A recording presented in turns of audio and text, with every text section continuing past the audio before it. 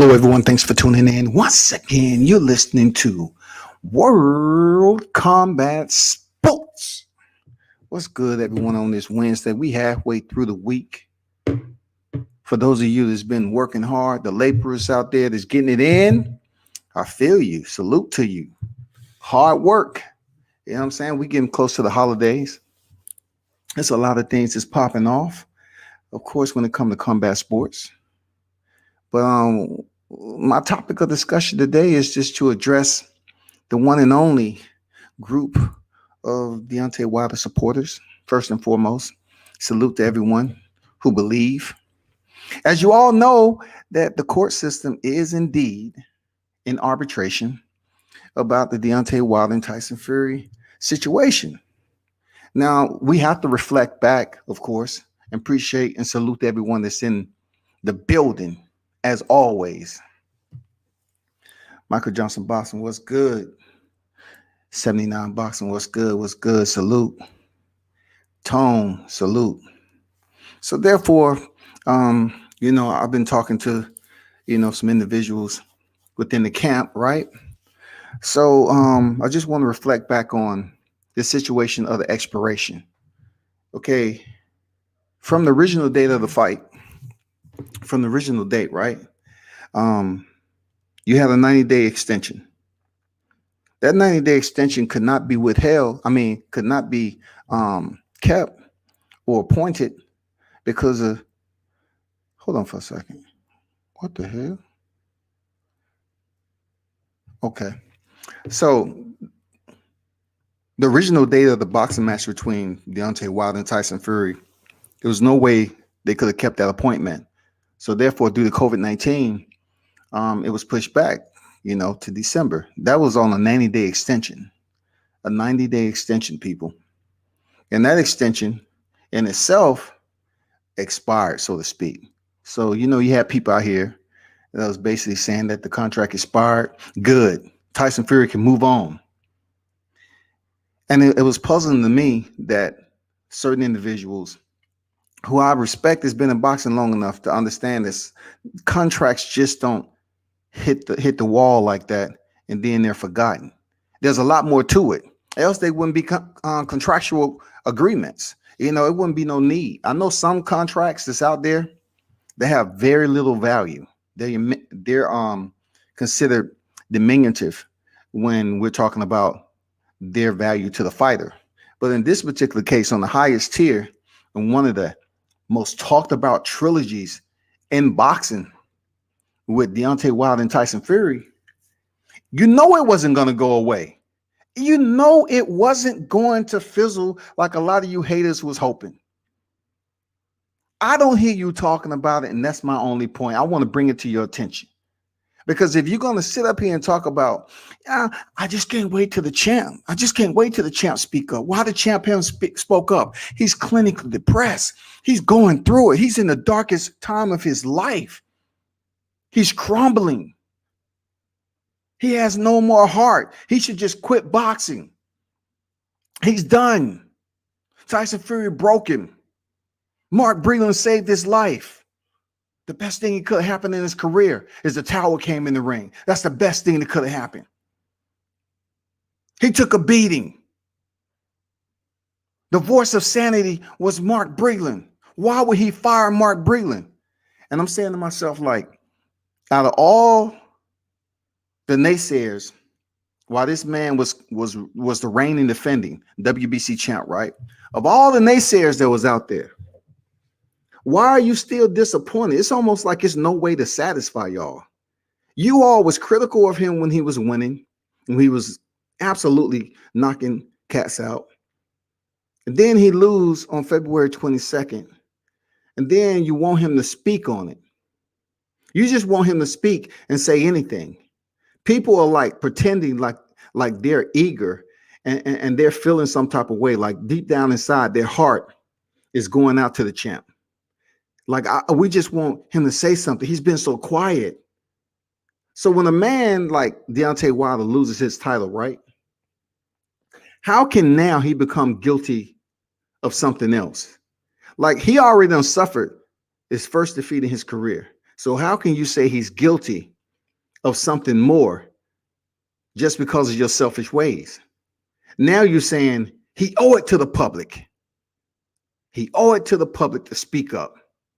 Even though the man is no longer the champion, he owe it to the public to speak up. So since he's not up behind the mic speaking, there's individuals out here that wasn't in his best interest to begin with. These are the same individuals that was cheering the 41 seconds that Luis Ortiz was buzzing him. Even Deontay Wilder said that was a time where, Luis Ortiz was dropping some bombs. He admitted it. And those same people was jumping for joy. This is it. This is it.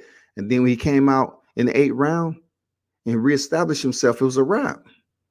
But what about February, though? You got what you wanted. It didn't happen in the first fight. So you was able to get in the second fight.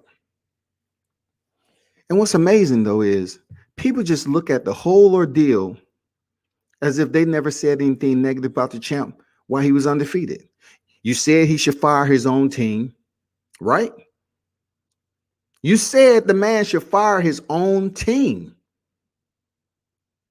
You should fire everybody on your team. This is when he's undefeated. He don't have no boxing skills. Fire him. So then when he loses, he fires Mark Breland. All right? He comes on the Last Stand podcast and say, indeed, he spoke with JDs about the glove situation. He's putting it all out there. I spoke with JDs. Believe me, I spoke with him. I've looked at several dozen media articles about Deontay Wilder accusing Mark Breland, never wavering from the point, saying that Mark Breland, he went against the code. He wasn't supposed to throw in the towel. And also with the contamination of the water, spiting his water, right? So those are harsh accusations for anybody. I'm telling you, if you make those accusations against anybody, especially on a level of celebrity notoriety, especially on the level of familiarity when it comes to boxing with Mark Breland. And a lot of people, look at his character as being a stand-up dude. And I look at it like it's nothing he's done to me for me to jump on and say, Mark Breland's this scoundrel type of dude. You know what I'm saying? This unsavory character that allowed himself to bamboozle the fans that supported him. But in the meanwhile, he was being influenced behind the scenes. I can't say that because it wasn't me. But what I want to address with you all is, if these accusations is indeed false, if they lack merit, why hasn't there been a retort? Why haven't legality come to light where these individuals who are being accused can take action against Team Deontay Wilder? I will back that up. I would say Deontay Wilder, because he's the voice that has made these accusations. Why hasn't there been a lawsuit, people? I ask again, if you are going to take the mic and speak in such a way that you are being defiant in rebutting what Deontay Wilder, the fighter who stepped in there on that night in February, you are being absolutely divisive and saying that this man done lost it. I'm getting sick and tired of him. I don't like him.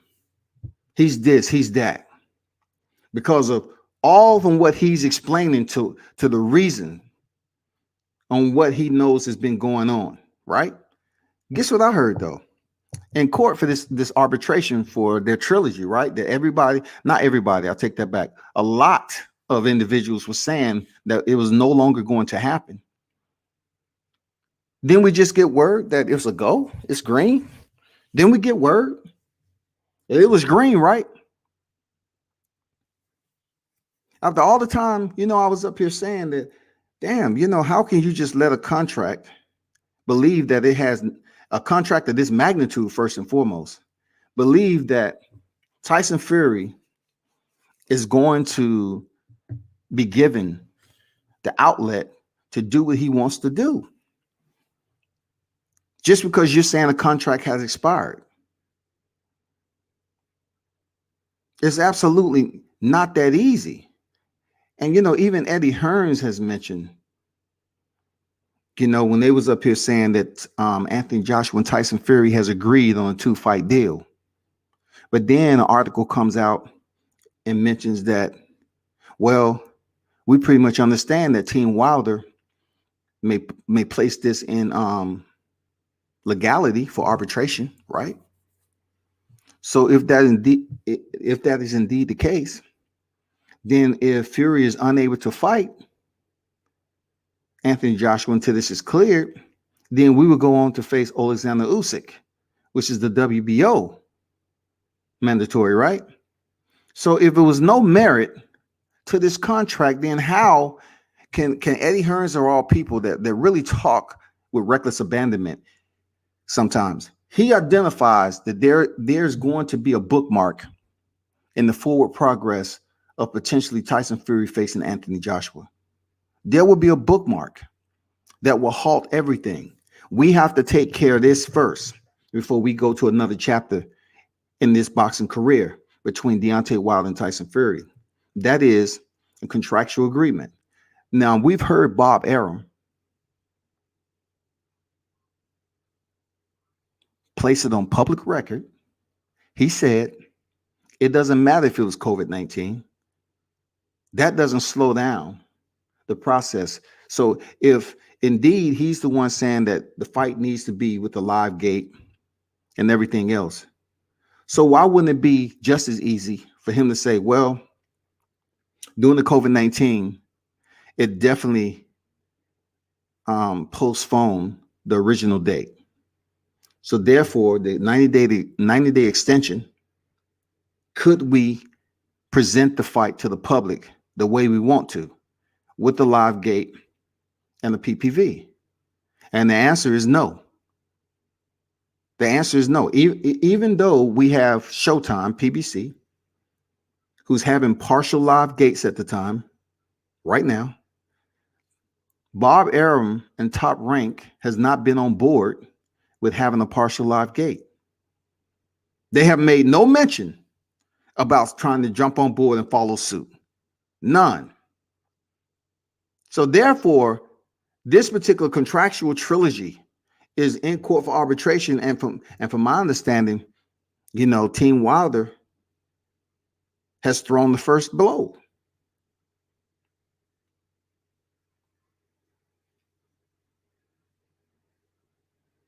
I don't hear too many people talking about the first blow. It wasn't even a right hand. You know what I'm saying? We are at a point right now, you have to acknowledge that it's not as easy as it looks with Deontay Wilder not facing Fury in an arbitration. I mean, in a trilogy. It's not as easy as it looked, people, for us just to say, okay, let's move on to undisputed. You don't want to see the undisputed between Tyson Fury and Anthony Joshua. You know that, because we know Anthony Joshua's chin and his cardio is suspect. We know that. You want to see, you have that curiosity. You really don't know the outcome because of how controversial the rematch was. So in your heart of hearts, you really want to see Deontay Wilder step back in there with Tyson Fury, because there's so much unfinished business in this clash, in this rivalry. But what I'm listening to with individuals who cover boxing on a regular basis, not all of them are speaking this way, but all I'm hearing is his words, the egg weight, the gloves. This has been circulating for several months. His water being spiked. You want to talk about the uniform, all of that. So Deontay Wilder finally comes out. He's on the Last Stand podcast, and you listen to the entire interview. He never changes up the tone He never changes up the direction for which he's been going since he finally spoke out in detail about that night. He's kept it pretty clear, y'all. There's no doubt about it. He's kept this shit clear.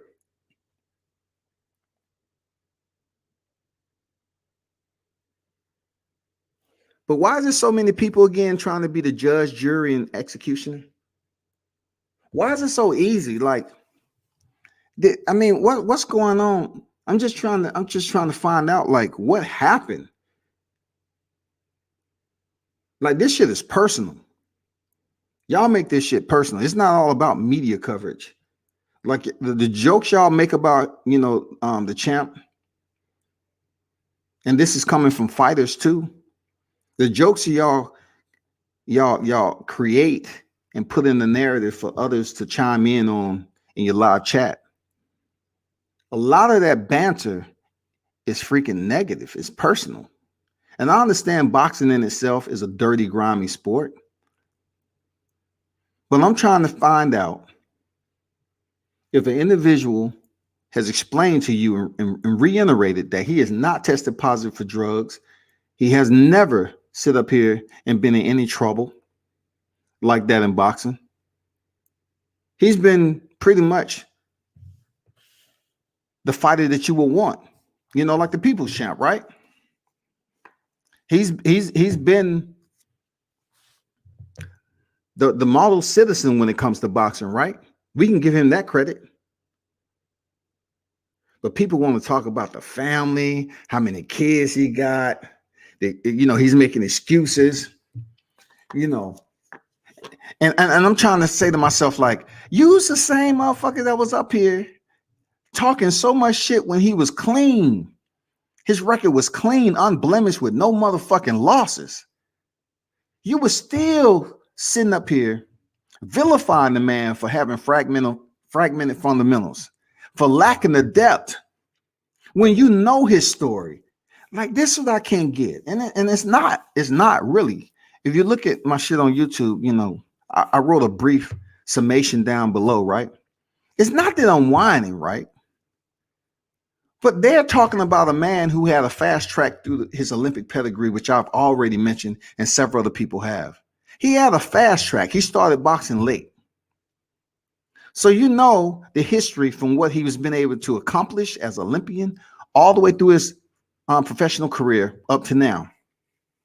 So we're talking about sound mind and bodies of people who understand boxing, and they accredit certain individuals who start off early in their life and they pick up the fundamentals and they come in, they're polished.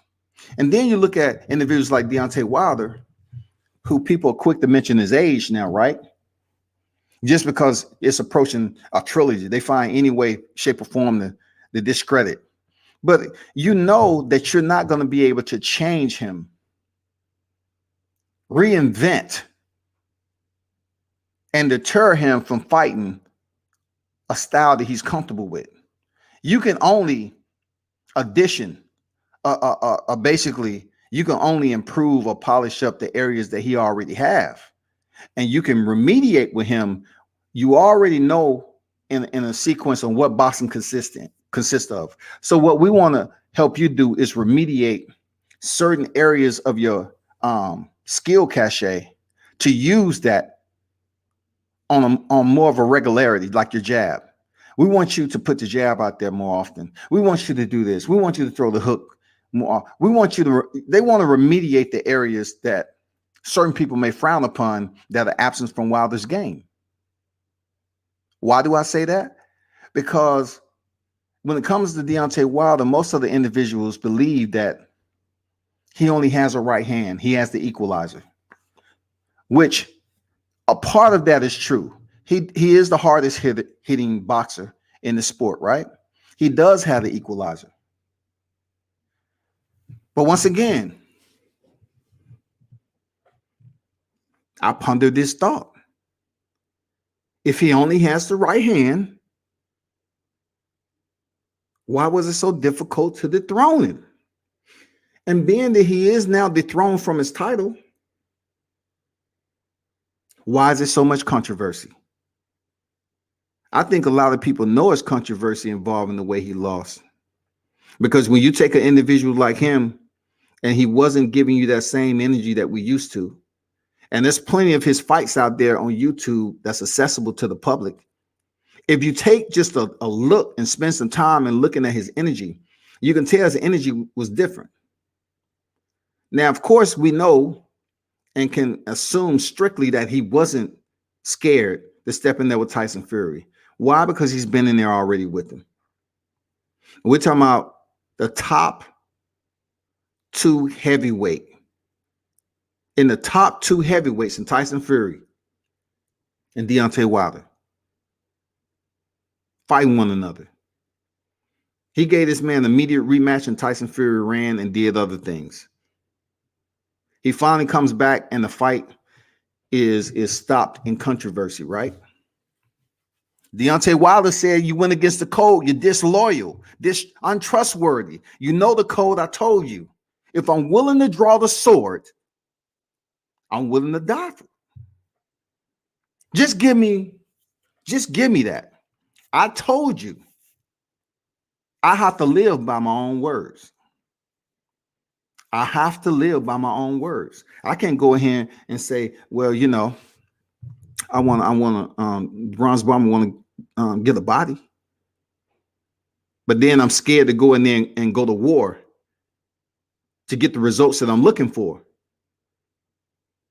And that's really the only thing that fight fans can attribute to the vilification of the champ. Really, before he even took a loss, that was the one area the fans was up here, you know, his naysayers was up here saying basically he should be banned from the sport. He's saying he want to go in there and kill. There's so many fighters who have lost their life. He shouldn't have did that. And fighters losing their life, absolutely. You have to be sensitive about that subject. But when Deontay Wilder was using it as his alter ego, why are y'all so petty to hold him accountable, man? Like, y'all are extremely tough jury. And we really haven't went through the opening statements, the opening arguments yet. I mean, it's just like he walk in the room, guilty, I tell you, guilty.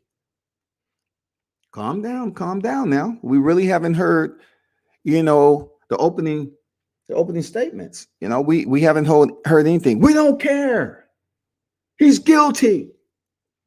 Why is that? I'll continue to ask that. Why is the people's champ, who we haven't had like in a long time, we haven't had heavyweight champs that was able to do what Deontay Wilder was able to do. And though people choose to gloss over his accolades, it's unfortunate that we may appreciate him more when he's no longer part of the sport. That's real talk. That's unfortunate. Because once again, we seen an athlete in Deontay Wilder who was innately gifted with certain skill sets that basically allow him to compete in a sport where there are fighters that start much earlier than he did. But he was able to amass 42 victories with 41 knockouts. That's what he was able to do. Whether you like it or not, people, that's what he was able to accomplish in his career thus far. 42 victories, 41 knockouts. Now, of course, my thumbnail has a forecast for the trilogy between Wilder and Fury. It's not that I got it wrong.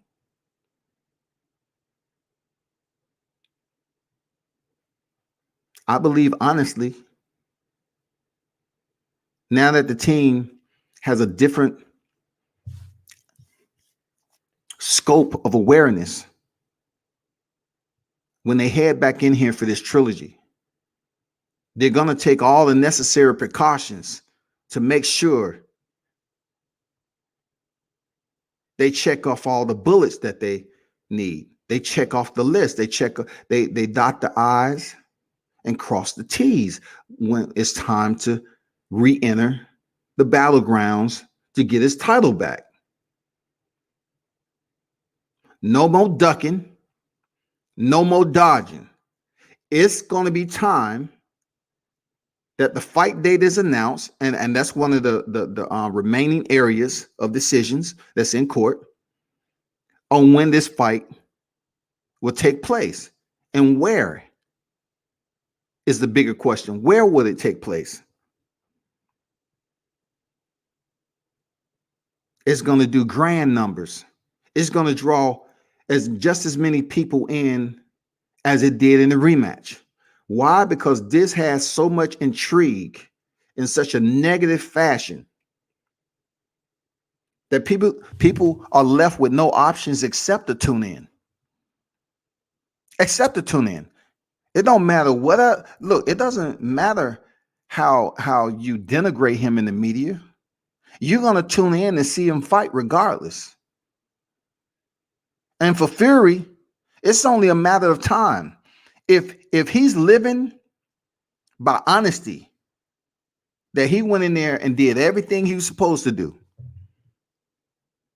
and the words that Deontay Wilder has no freaking validity to it whatsoever, then he should be able to re-enter that same squared structure and defend his belt.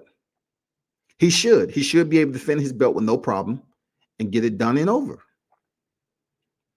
But I believe going back to the first fight in the 12th round, he totally understands what's ahead. I believe wholeheartedly Tyson Fury understands how he felt in the 12th round.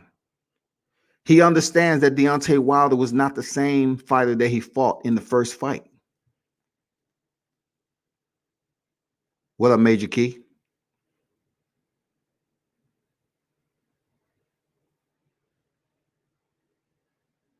And Johnson, he said, nobody believes Wilder anyway, so there ain't any damage. I believe there are certain individuals who do believe him. Like put it this way. If you don't believe, just say we make an accusation about something, right? And you don't have like no, you're saying to yourself, like, it's no way that's possible.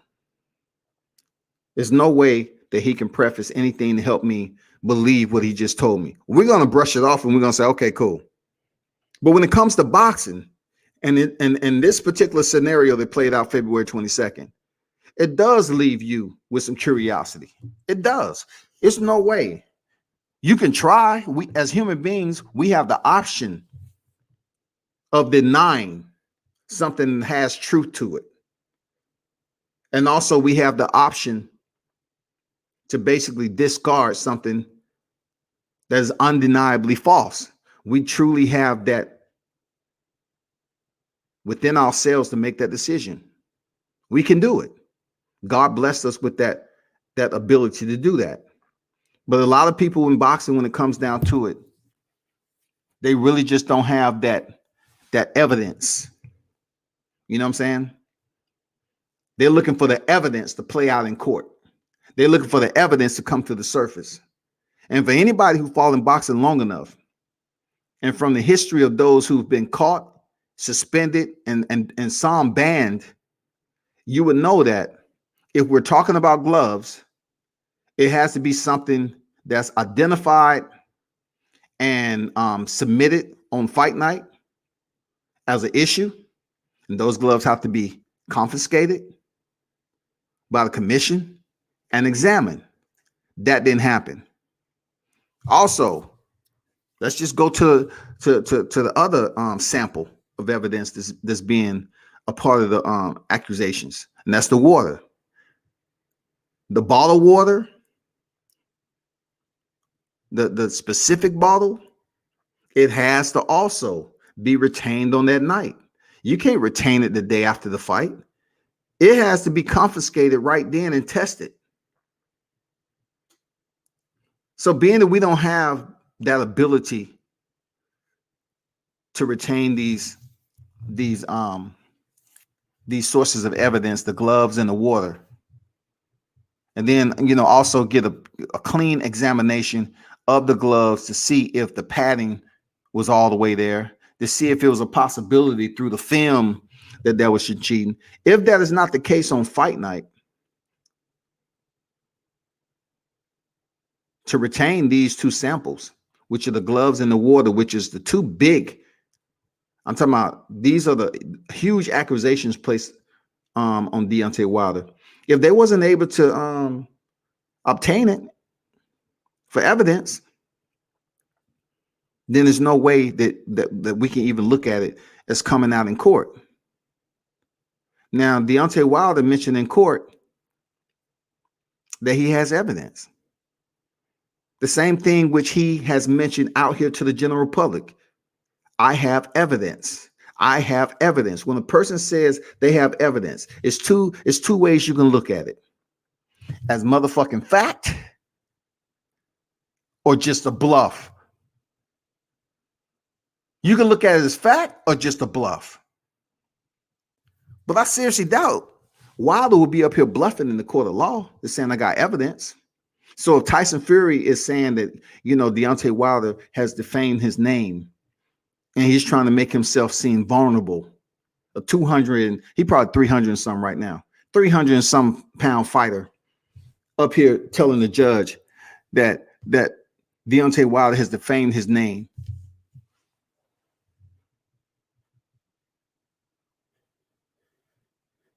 He's defamed his name, people. Shouldn't that be enough evidence that Tyson Fury could present to the court to defend himself? Couldn't he take this to a whole nother level and file a defamation lawsuit? He could. I mean, I'm absolutely being honest. Couldn't he make that? I'm not understanding why it's not too many people understanding. Like, if the accusation that was rendered towards Mark Breland and Tyson Fury, why haven't there been a single lawsuit of defamation? Don't say in one sense that he just don't want to be in the court of law with the champ. He just no. Alexander Povetkin went through that process. When they had a fight coming up on whether he tested positive for melatonin and whether it prohibited him from taking the fight, or did he take the banned substance after it was banned and so forth. That's public record. So why haven't these two individuals taken action to go to the court of law and say, you know what, we can really take some money from the champ? Mark Breland and Tyson Fury get together and come up with a defamation lawsuit.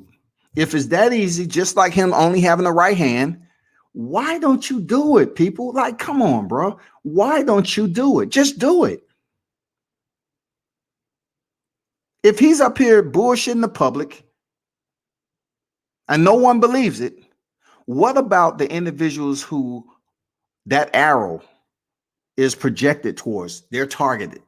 The targeted individuals, Mark Breland and Tyson Fury. Why haven't they taken? I'm pretty sure look, Tyson Fury has made pretty decent money. I know he have a legal team. I know they can, in a hurry, say, hey, just give us a word there, Tyson, and we'll take this to court. If they take it to court, the fans, you don't have to worry about. You don't have to worry about anything. Because if it goes to court and Deontay Wilder has very minimal, if any, evidence, then he's going to lose, right?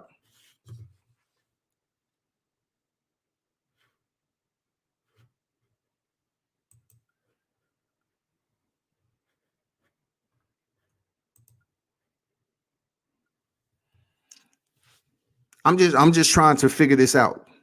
If it's that easy for people to say, well, he's lying, we don't like how he did Mark Breland. But Mark Breland was a part of the unit that you was criticizing when he was winning and undefeated. He should fire his whole team. You were saying he should get rid of JD's. You were saying he should get rid of Mark Breland. He should get rid of everybody. And then when he loses, because Mark Breland threw in the towel, y'all act like the man does not have the right. Just like Deontay said, he's the boss. You're supposed to work for the boss, right?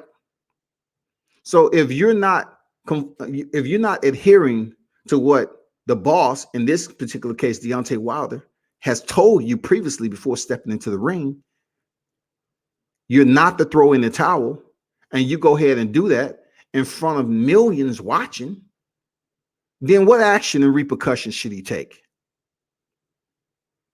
If he's the one going in there taking the beating, like everybody wants to talk about, how Tyson Fury gave him a beating. If he's the one going in there taking the beating, the headlocks, the glove situation, fat lip, bleeding from the ear.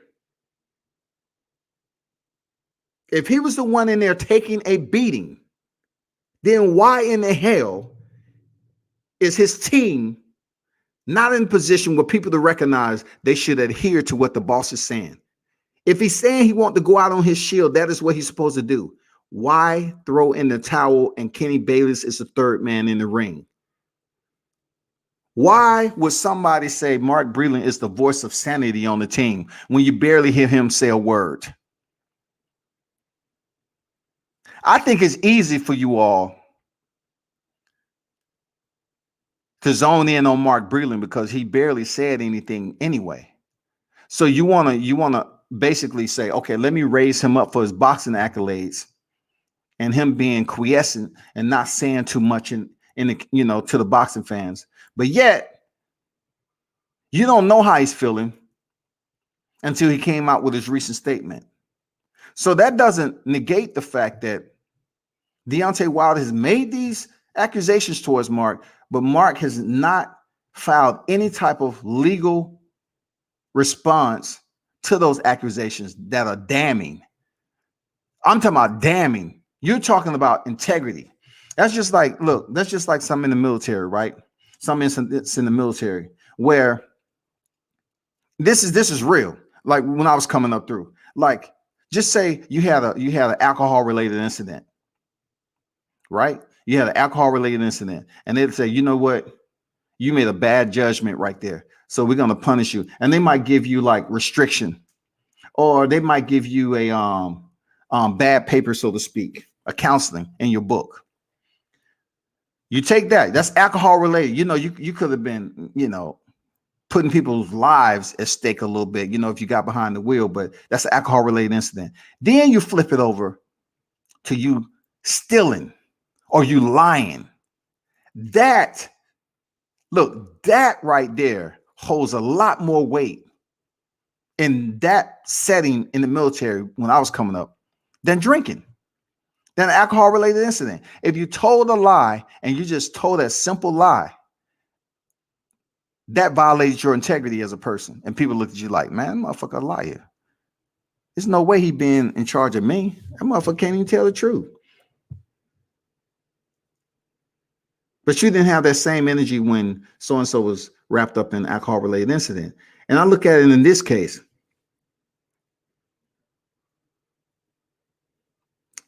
A lot of you were mad because Deontay Wilder lost, and you just want him to fold over and run back up in the cave, be miserable, be clinically depressed, broken. He should retire. He's damaged goods. He's been hit in the head too much. All these damn shit I'm listening to on these boxing channels, right? And they're saying it, they're laughing, it's funny.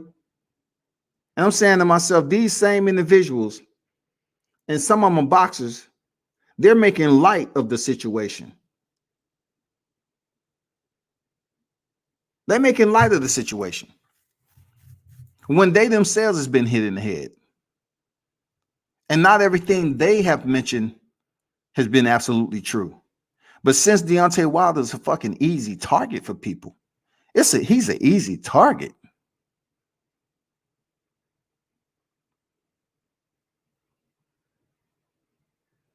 When followers join together, it enhances their confidence. When people join together on an easy topic, especially with this Deontay Wilder being an easy topic, so they just jump in, it enhances their confidence. They feel good. They say, you know what? I don't like that nigga anyway. So since I don't like him, I'm gonna jump over here to a person that's talking about the same thing that's in my heart of hearts, and I'm a vilify him too. I'm a denigrate the shit out of him. So when you present the evidence, right? So if it's that defaming, why hasn't a defamation lawsuit been presented? And I shouldn't even have to be the one to answer the question. I'm just saying in general, smart people understand why hasn't it been? If he had the judge render in his favor, render a decision in his favor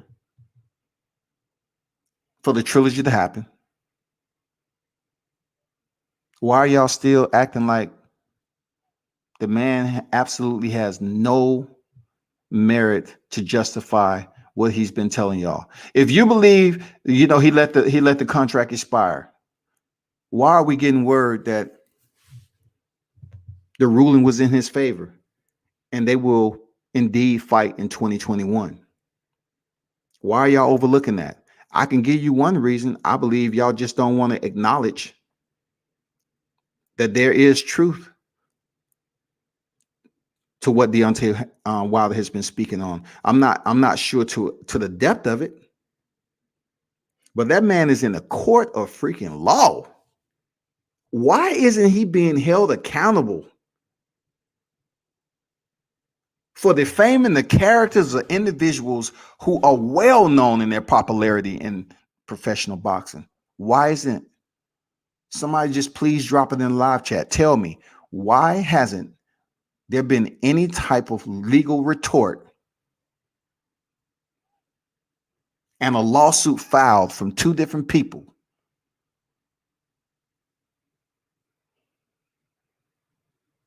in response to the accusations made by Deontay Wilder? D-Ray, what's good? I just want to know that.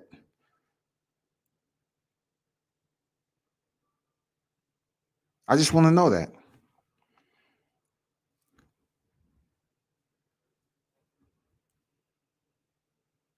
And look, I heard what you said, Michael. And the word is out there, though. It's no recanting that. He's been on record as saying it. So regardless if what you're referencing to on Brian Custer, I was thinking about, going through that particular video, but I just don't want them to strike my freaking live with sound bites from the Last Stand podcast. But y'all go check it out. Check out the interview for yourself. Please check it out. Because I got to give a salute to Brian Custer once again, because he asked some pretty damn good questions, as he always do. That man is a polymath at what he does in the broadcasting world, whether it be boxing, basketball. I mean, he usually gives you a true representation of how it should be done. Now, everybody's not going to agree with it, but he gives that authentic representation.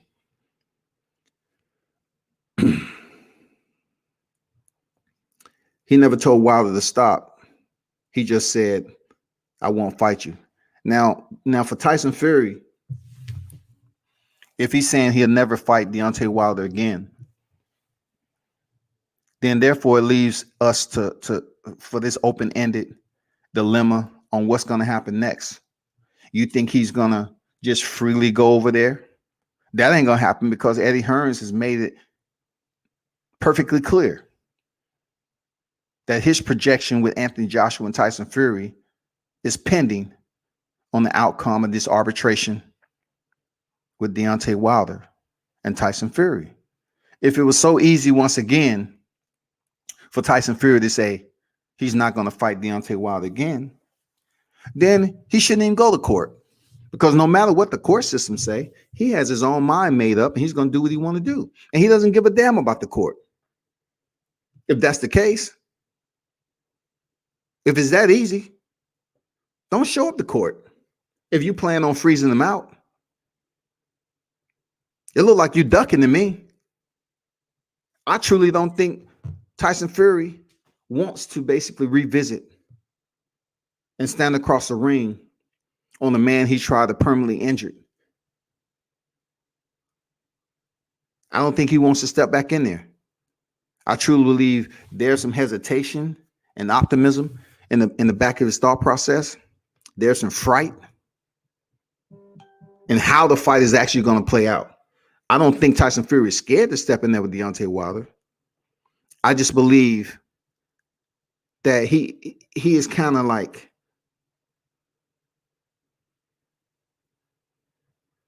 thinking to himself, like, how can I repeat? It's so much scrutiny is going to be placed on me going into that third fight. How can I come up with another master plan to show that I'm much smarter than Team Wilder? How can we do it, Sugar Hill?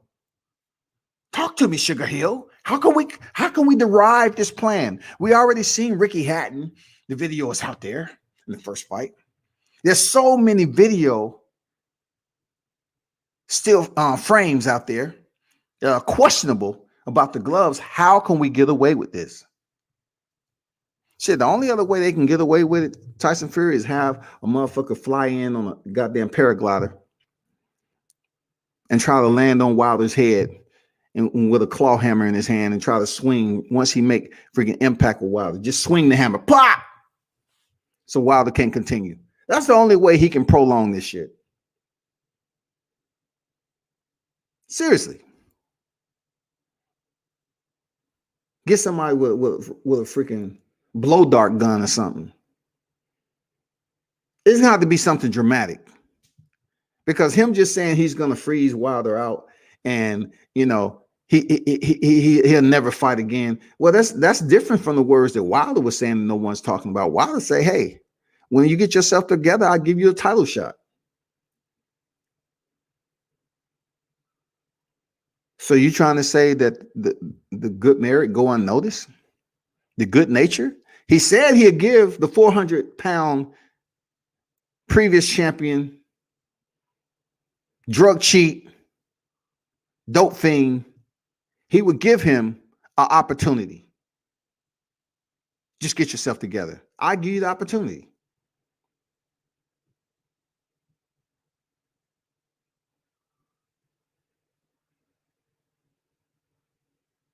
And not only that, when they came to the draw, when Tyson Fury arose from being knocked down with a vicious right left in the 12th round, finished the fight, and with no hesitation, Deontay said, "Okay, let me reenact this. Let me enact this rematch clause. Let's do it." That doesn't seem like a fighter that's fearful to step back in there with his toughest fight. I mean, that was his toughest fight, right? That was the second time he went the distance, right? That was the second time he went the distance, right? In the championship fight. So therefore, he gave the man an opportunity for which Tyson Fury chose to fight Tom Schwartz and Otto Wallin. And then he chose to go jump off the top rope and dibble and dabble and play around with Braun Strowman. But the point I'm trying to make is Deontay Wilder allotted him the opportunity for a rematch, an immediate rematch, and Tyson Fury didn't want it. So, Deontay Wilder kept active, and he went in there and fought other competitors. Dominique Brazil, right? Something like that. Luis Ortiz.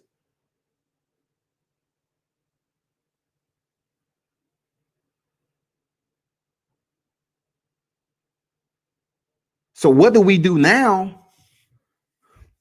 Since we're the listening ears on the outside looking in, what's next? Like when this plays out in court and you don't hear anything that's coming back as resistance to Deontay Wilder in the court of law, what's next for you? That's all I want you to tell me. What is next for us? Are you going to continue to derive a storyline of negativity and keep on defaming and damning this man in the public and saying that what he's saying don't have no truth to it, it has no merit, but yet to the individuals that it's projected to, they have not filed any type of lawsuit? to retort the words that are questioning their character as a human being. He's calling, look, this shit ain't new to Tyson Fury. He know he a freaking cheat. He's been caught before. Especially for Mark Breland. Mark Breland has a damn good, clean character. You know, like, I can't tell you anything Mark Breland been accused of in life in boxing. For this to come out, and individuals probably communicating with him and saying, you know, this, that, and the other about Deontay Wilder's words, the accusations, I'm pretty sure he was fueled up. I'm pretty sure he was upset.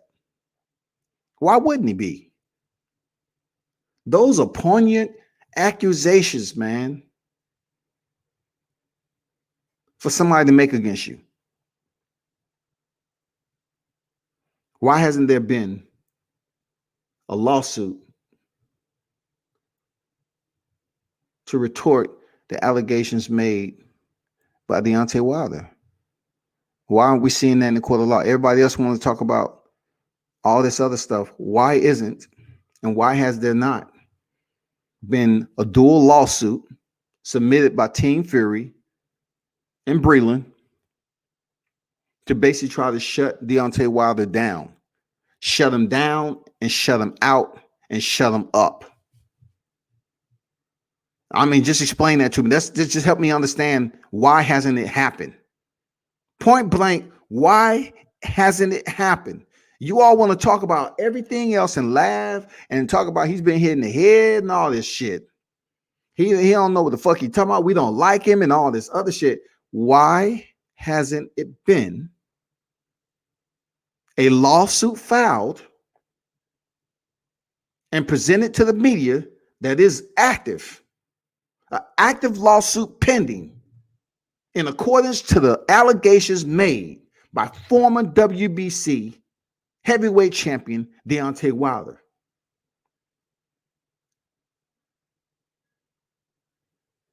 Please help me understand. Because I hear so much other banter going on with individuals talking negative, they're agitated, they're queefing. They're just up here saying all the negativity and comedic remarks that you can freaking talk about the champion. But why aren't you talking about the fat ass elephant that's hanging off the chandelier in this motherfucker? Where are the retorts? Where's the paperwork? Why aren't the lawsuits forthcoming? Why have we not seen the lawsuits presented?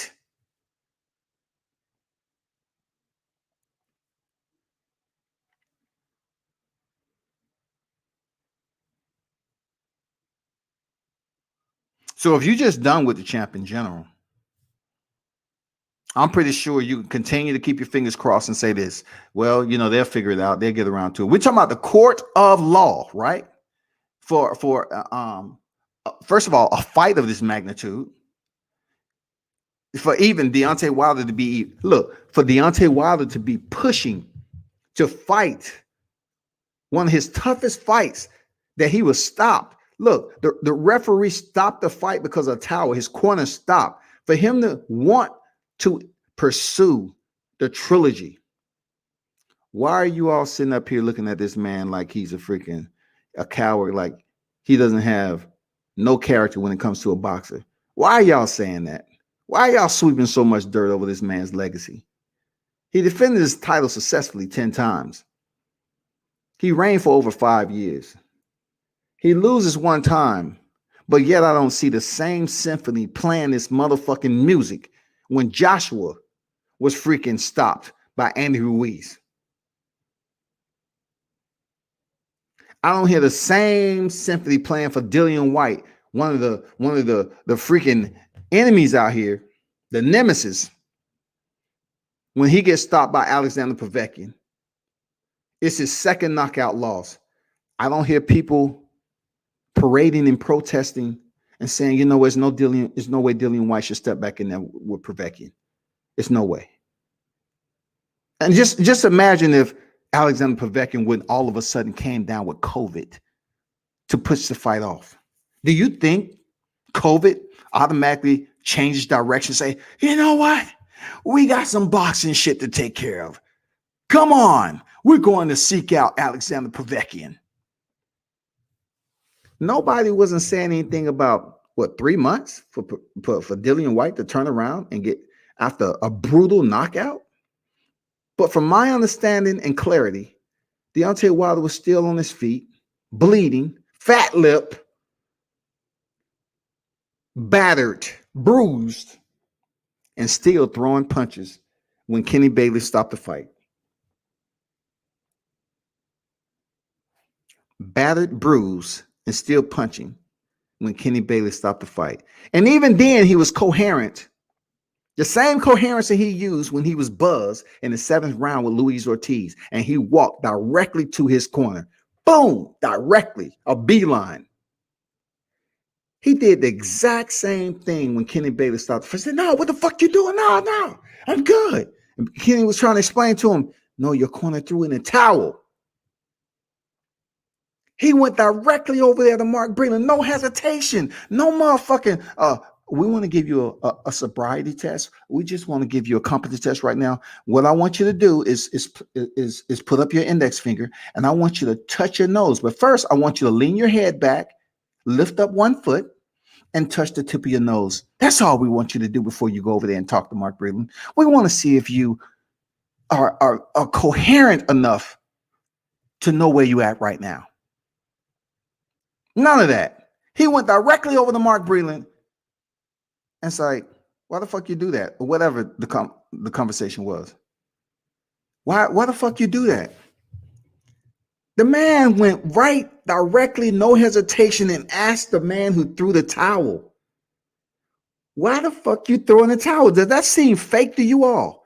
Why would Deontay go over there and ask Mark Breland? And then y'all latch on to Mark Breland and say, he saved his life. How the fuck do you know he saved his freaking life?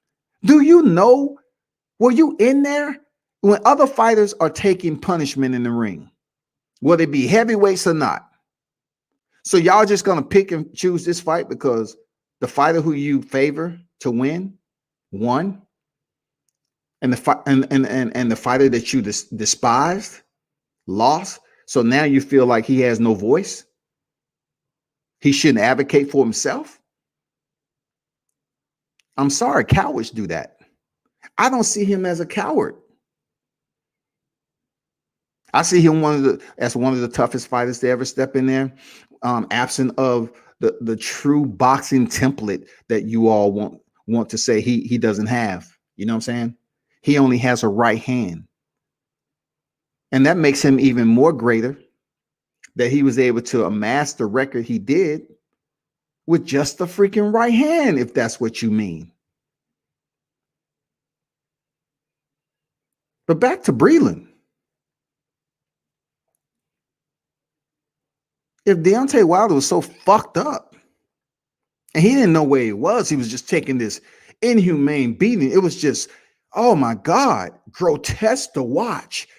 I had to shelter my kid from watching the fight on TV. It was so brutal. Then why, when the fight was halted, with all the blood that Tyson Fury tried to lick when he was in the clinch? Yeah, Tyson Fury is a dirty individual, boy. He made an exact beeline over the Mark Breland site. Man, why you do that? Now, if you look at that frame, doesn't it look like Breland was a little child who you're trying to teach, like, don't touch that fire, don't touch that fire. He had his hand up like, oh, what? Ow, ow, ow, ow.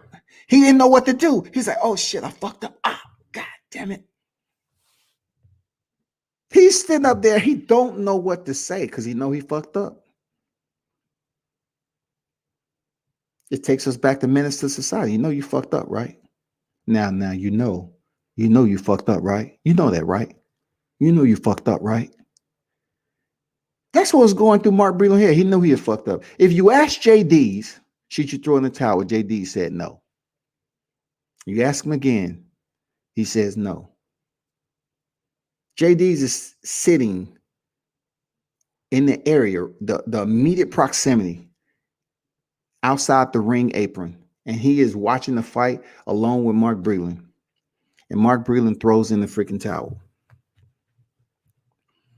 It's a lot of shit that went on with Team Wilder that night. I'm pretty sure JD saying, what the fuck? I'm pretty sure a lot of people was looking at that like, God damn. That's going to be some head bouncing. And even with the way the fight ended, people, you still didn't hear Deontay Wilder in the corner bitching and complaining and you know, in front of the cameras, cussing this motherfucking corner out. You didn't hear that shit. You didn't hear him. You didn't see him going out of control. You didn't see an Oliver McCall breakdown. You know what I'm saying? You didn't see a Zab Judah post-fight rampage. You didn't see him putting his glove up to freaking Kenny Baylor's neck. Saying, what the fuck you got there on my career? No, motherfucker, I was good. Why you stop the fight? You didn't see none of that shit.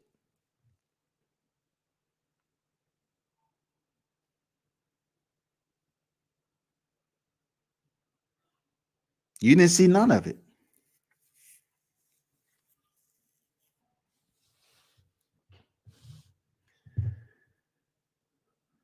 Breland saved Wilder from himself and Fury cheating ass.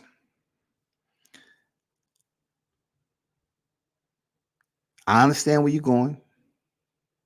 But when does it become so important in the heavyweight division that people will say he saved Wilder from himself? So you're talking about an undefeated fighter now who has won the most exciting highlight reel knockouts. Below Roy Jones, of course, and you know, Mike Tyson footage and stuff like that. But he has some of the most exciting highlight reel knockouts in modern day era. All of a sudden, he has to be saved from himself. Were y'all saying that when he was in there with Johan Duhaupas? Were y'all saying that against Johan Duhaupas, who's never been stopped? And Wilder took some punishment in that fight. Look at it. Both eyes swole. He took some punishment in that fight. With people yelling and screaming ringside, stop the fight! That's our champion! Please do it! Please, what are you doing? Oh, God! Did you hear that shit? Did you hear motherfuckers running frantically? Commission! Do this for us. Save our champ. You didn't hear that when he was in there with Duhaupas. You didn't hear this shit until he was in there with the fighter in defense of his title, which he was knocked down twice already. And people were just looking at that like, yeah, we think Tyson Fury could do it. This is what we was cheering for with Luis Ortiz, but he couldn't get it done. God, please, this is it. I got money on it. I got money. Come on. Oh shit, he's going to the next round. Oh shit. Okay. All right. You can't say Tyson Fury, and Tyson Fury cannot say this, that he knocked out Deontay Wilder because of the towel is what stopped the fight. That's one of the weakest stoppages you can get, is when a towel touches the canvas in a fight. We all know that, right? You can't sit up here and take claim that you knocked out Deontay Wilder when there's no frame out there that's comparable to Tyson Fury's 12th round, where he was standing, when he was basically stretched out. His soul was in the upper room, and they was trying to figure out whether they should send him back down to reality to finish the fight. And whatever that conversation was when he saw the light, they agreed that we're going to give you another chance. We're going to give you another chance there, Fury.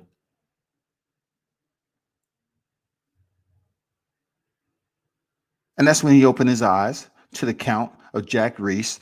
12! 13! Get up, Tyson. 13! 15. Good. Get up, hurry up. Walk the other way. Come back. You good? All right, go, Tiger. Go, Tiger. You can do it, Tiger.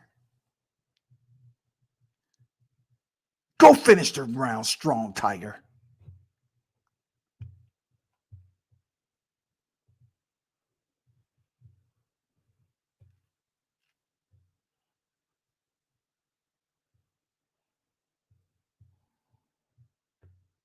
Article 15. Yeah, that's exactly. Article motherfucking 15. God damn, dog. It's been so long. Article 15. Shit. Man, I've been out the motherfucker too long, man.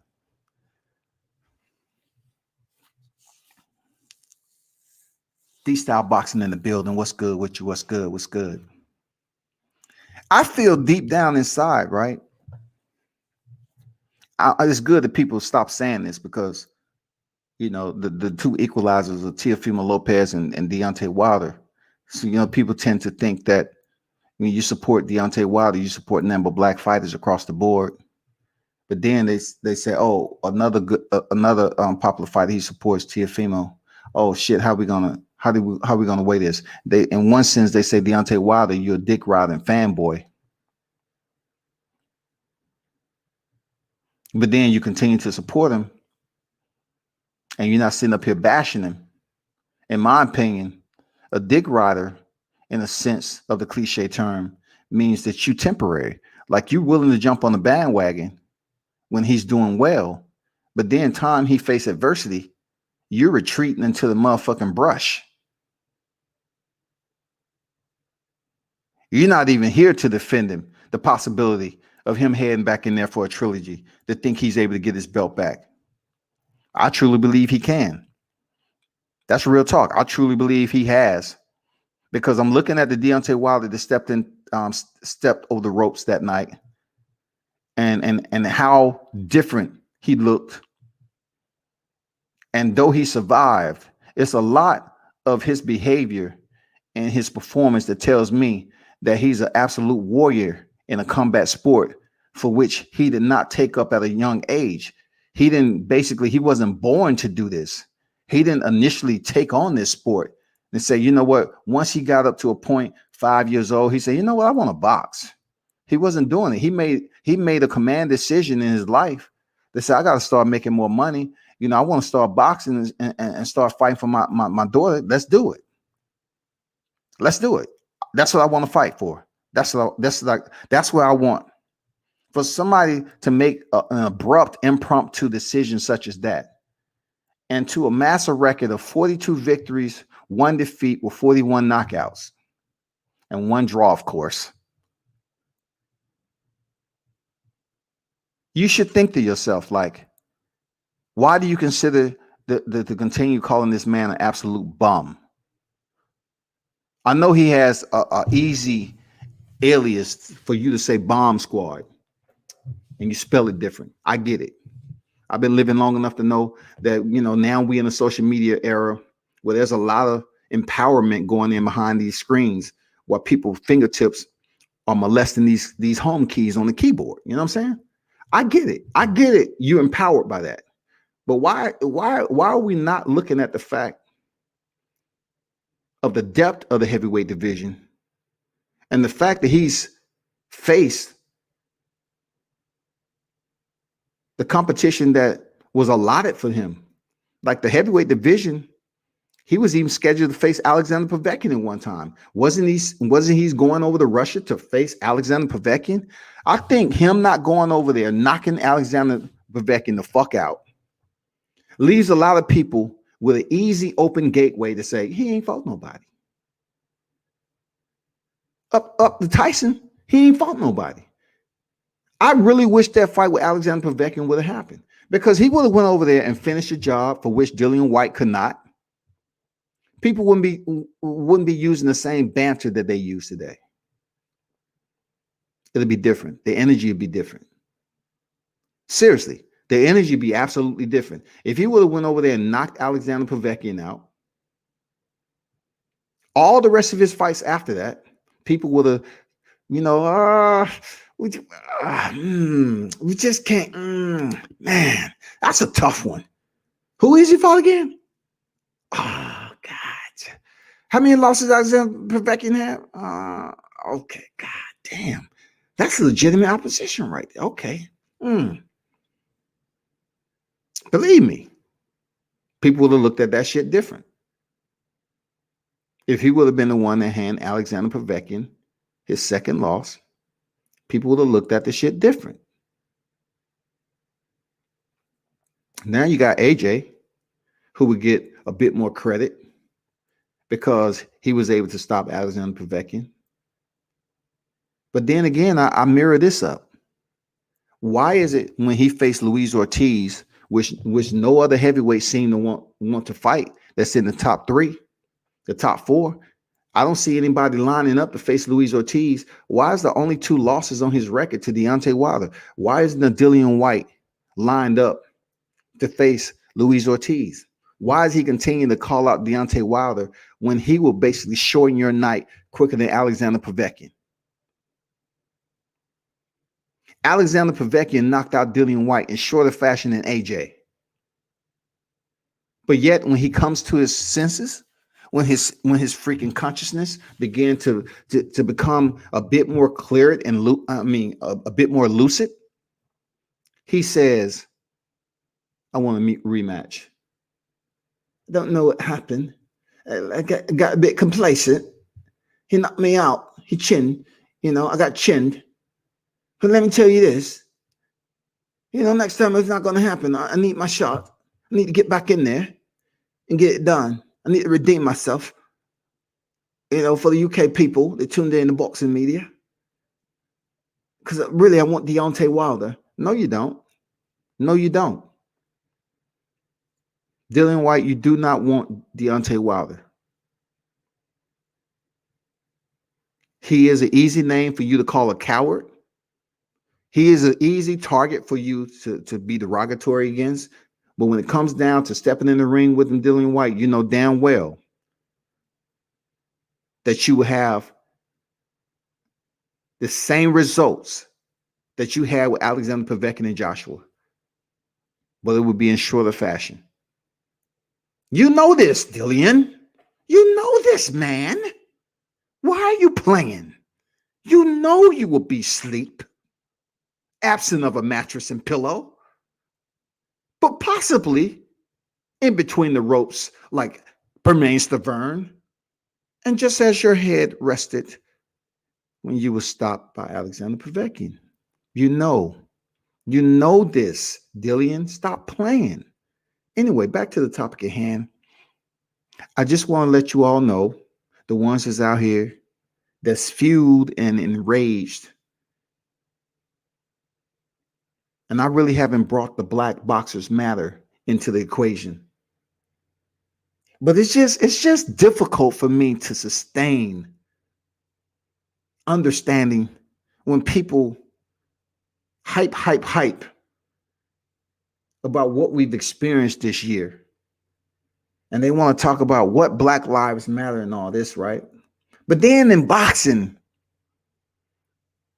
you will hear them talk about an individual and just say today's topic is going to be Deontay Wilder, right? They would talk so motherfucking personal. They would goddamn defame the shit out of him. I'm like, BBM,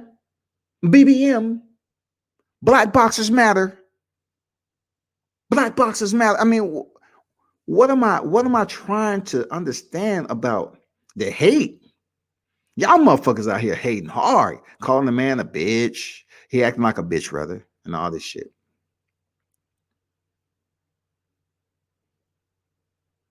Knowing damn well, if you step in the ring and you go through adversity, you're the one that experienced the adversity, so you have the right to talk on it. Plenty of people have spoken on, plenty of fighters have spoken on their performance, especially in their losses. They gave, what they thought. Perfect example, Andrew Maloney. The recent controversy with him and Joshua Franco, right? He said the first fight that he was feeling some type of way with his stomach, But the second fight, he came out there and he looked like a totally different fighter. He was giving Franco the business. But ultimately, it boiled down to them saying it was because of headbutt, because his eye swelling up, which clearly looked like a goddamn left hand, straight line, lasered, surgical. But that's boxing, though. It just seems like they're trying to reimburse Robert Garcia for that horrible freaking robbery with Rolly Romero and Jackson Martinez. But once again, I'm back to Deontay Wilder. I hope this doesn't further separate friendship from those who I believe to be cool. Because if you're going to let a fighter, in my opinion, on media, then it's not about media. It's all about someone joining your narrative and co-signing what you're saying. And, you know, I've just never been that person. So therefore, just take in consideration of what I'm saying. Just ask yourself this question. You can hate all you want.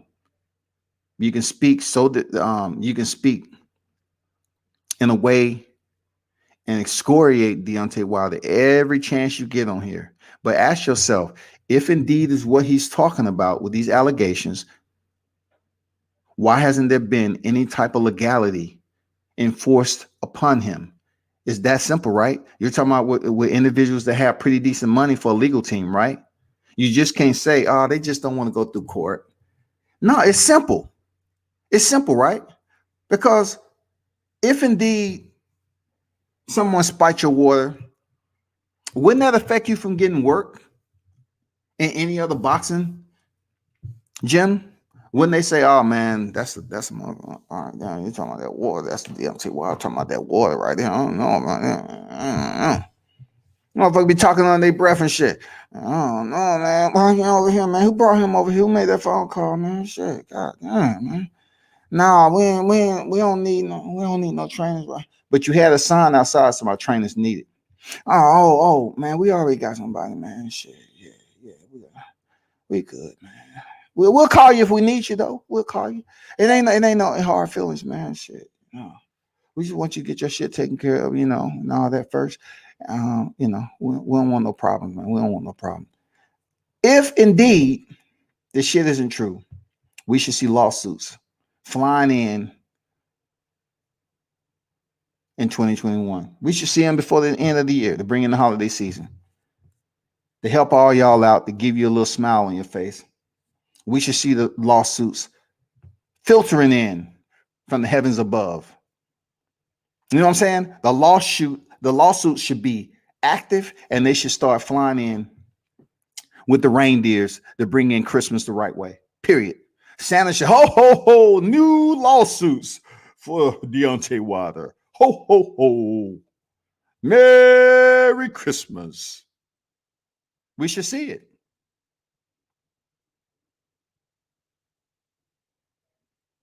That's real.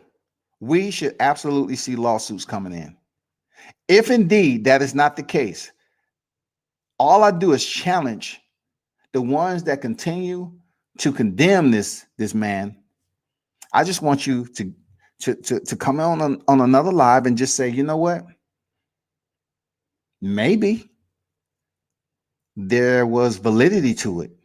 Maybe he had merit behind what he was saying. If somebody hear anyone say enough that I have evidence, then it's going to be people to stand up and say, you know what? Let's call this bluff. But I don't see that happening, though. So you all going to have to take it upon yourself to say, you know what, man, goddamn. When somebody's going to do something, just like y'all was sitting up here waving your torches and shit. We want to hear Deontay Pete. We want to hear Deontay speak. We want to hear Deontay speak. Y'all was crying. Where is he? Where is he? Is he broken? Is he clinically depressed? Where is he? So he finally comes out and speak, and it's not good enough.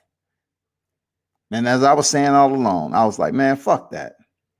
Man, don't speak. Don't say shit, man. Don't say shit till it's time for you to step in the ring. Because the same motherfuckers that was booing you is gonna boo you again because of what you said now. I'm not saying he give a fuck. I'm not saying that.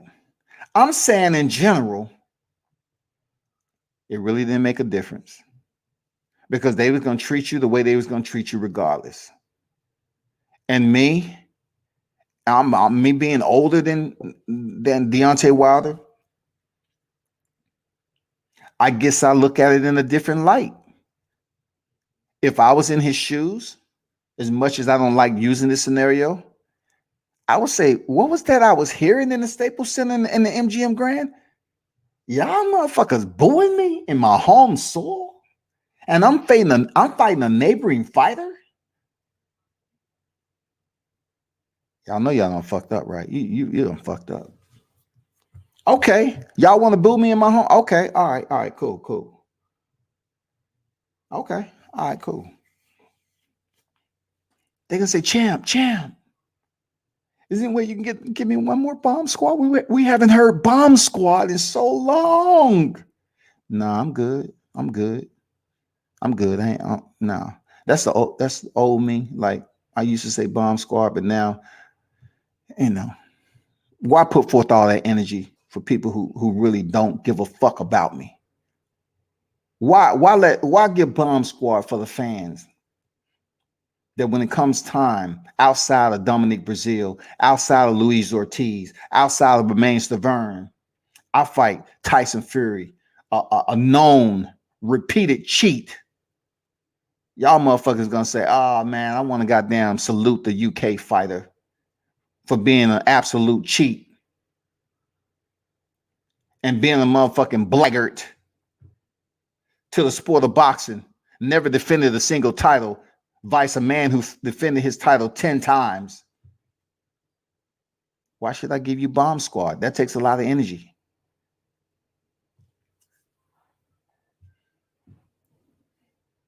I'm telling you, people, point blank, period. What he was able to do isn't that easy.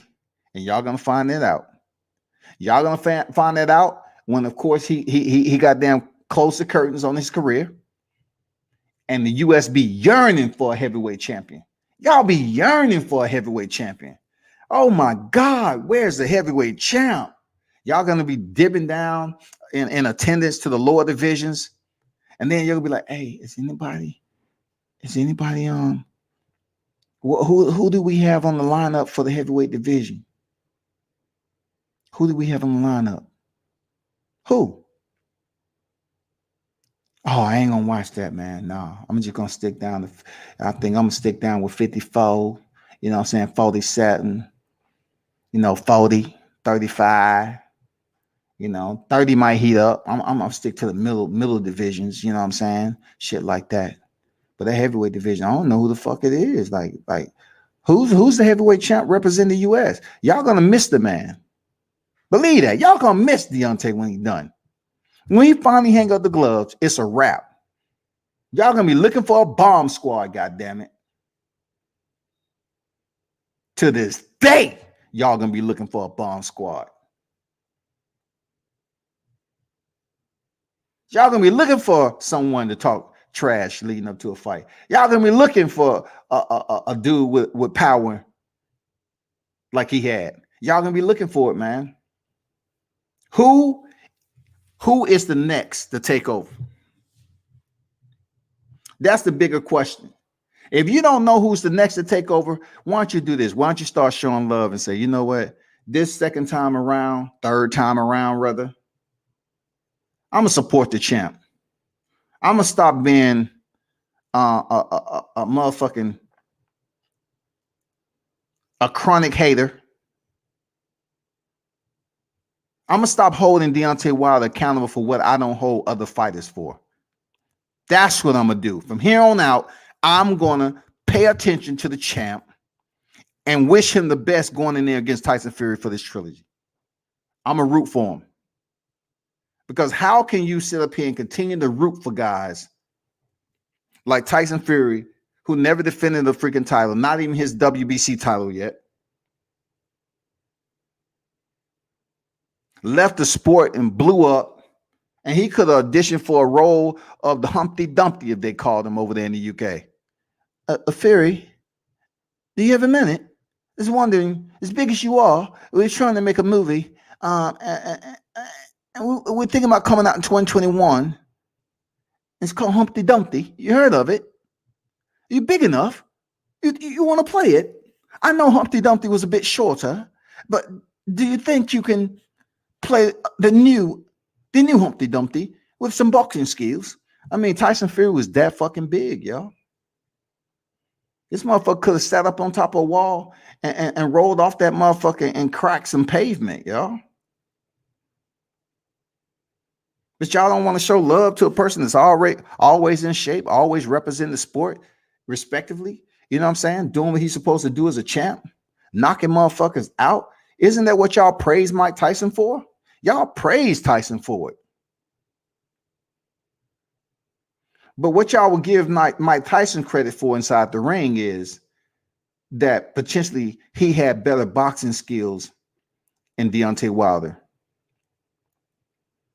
But yet and still, when it comes down to this one reality, is that Deontay Wilder hasn't been on the canvas as much as freaking Mike Tyson, and in the way, shape of that for which Mike Tyson was on the canvas. Neither has Deontay Wilder been incarcerated for rape. Neither have Deontay Wilder been biting off another grown man's ears that was his opposition on fight night. He has not shown signs of being cannibalistic. Mike Tyson has not even Deontay Wilder has not ever in his lifetime in front of the mic has said he will basically devour another man's kids. We're talking about innocent kids. Mike Tyson has been on record as saying that he would have no problem consuming them breakfast, lunch, and dinner. Mike Tyson's been on record saying that he was on cocaine. Most recently, Mike Tyson has also said that he used a prosthetic penis to get past drug tests.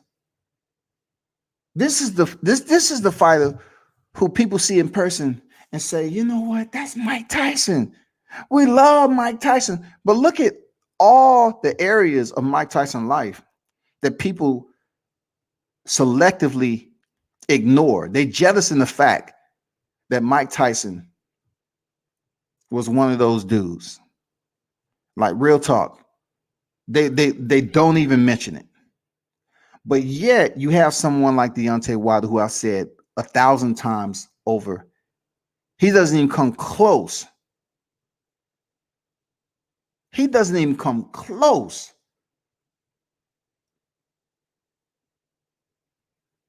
to the derogatory reflections that you can bring when you mention Mike Tyson's name. He doesn't even come close to having a record like that outside the ring.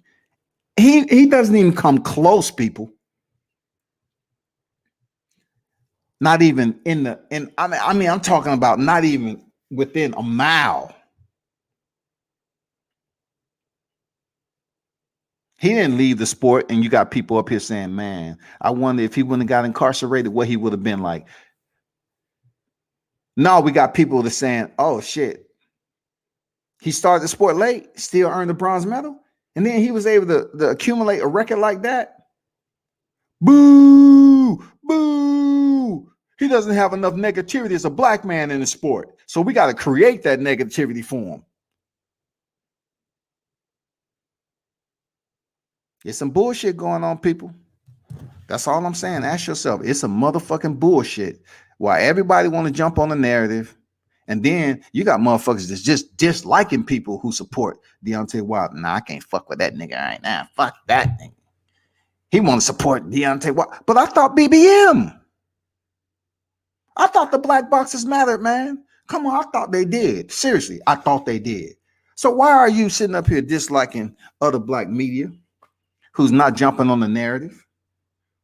Why you don't want to converse with them anymore? Why can't we have a general dialogue? If there's hundreds, thousands, there's thousands of fighters in this sport, why do you pretend to act like in one setting, Deontay has no influence on the sport of boxing. But then you don't identify the fact that he absolutely does have an influence on the sport of boxing. He does have power in a different way. But you don't want to give him that power to support him on a regular basis and cheer him to the ring because you just don't like certain things about him. I don't know. Y'all have identified him as the target, and y'all tend to rest on solely on what your discrepancies are. No, X that out. He doesn't fit the template of a boxer. Then, sir, what template is that? Just a template. Don't ask me all those questions. Just a template. He doesn't fit the template of the fighters before him, the Muhammad Ali's. What about George Foreman? Do we fit his template? Both of them had power, but George, he was just a much better guy. So, what about the people who saying that, he's just acting like Big George? He can't handle the loss. And I'm saying, well, it's a difference in that, because I don't see Deontay Wilder going out here trying to fight 5 men in one night. You know what I'm saying? I just don't see him going out there trying to fight 5 men in one night and making a spectacle of himself. He didn't lose to Tyson Fury and say, you know what? I'm going to return to the ring and I'm going to make a spectacle of fighting 5 guys in one night just to prove I can.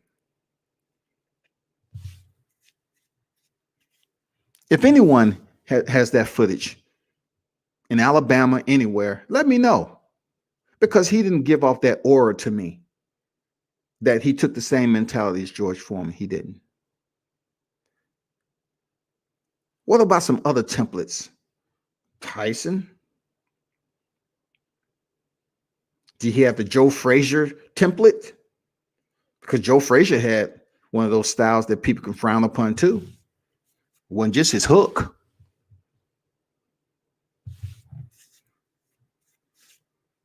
What's some other heavyweights, man? Why? I hate asking why, but sometimes you got to ask why. Like, just submit me some, some information as to potentially someone who's a people's champ, talk to the public, knock motherfuckers out in the ring.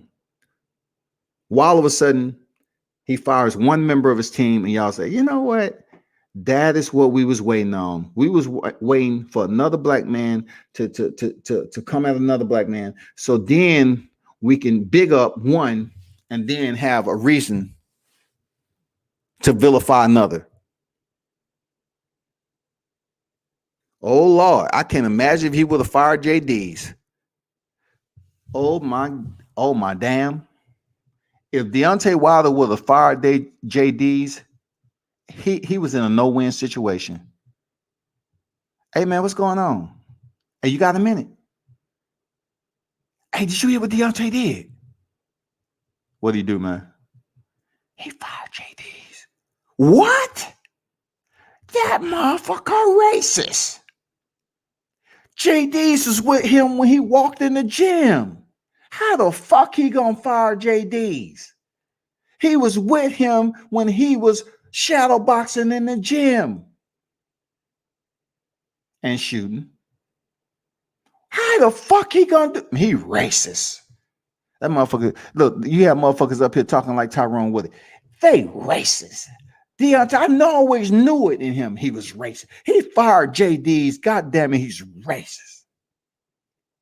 Why he gonna fire the only white man on his team? Why would he do that? So I'm telling you like this, bro. This man, damned if he do, damned if he motherfucking don't. If he would have fired JD's, people would have took. The question remains as to why JD's was singled out by Deontay Wilder as the first firing post-fight following his only defeat of his professional career. Why JD's is the question. Why? Why single out JD's? So he keeps JD's, which people were saying over and over again when he was winning, they should fire JD's. He don't know what he's doing. He don't have no other fighters in his freaking stable. Fire him. So he fired Mark Breland, but it's a little bit more mustard on it. Mark Breland, he threw in the towel. That was against the code. What I asked, because I'm the boss. But yeah, still, you know, we had this contamination thing going on, which allegation was sent out there to the media.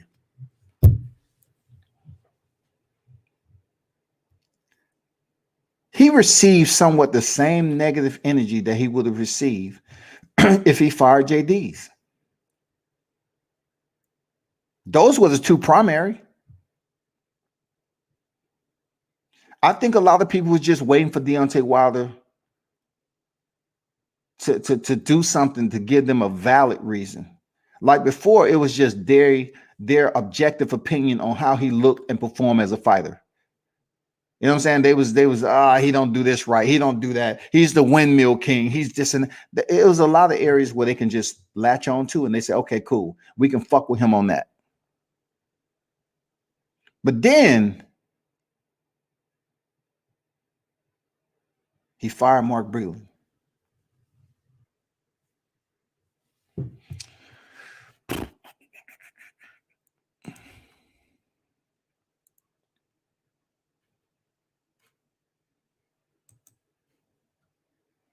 Come on, local sports in the building. Salute to you, man.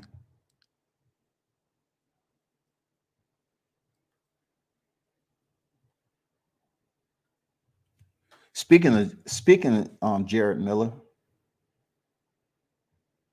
he definitely has the potential in one way, shape, or form in the future.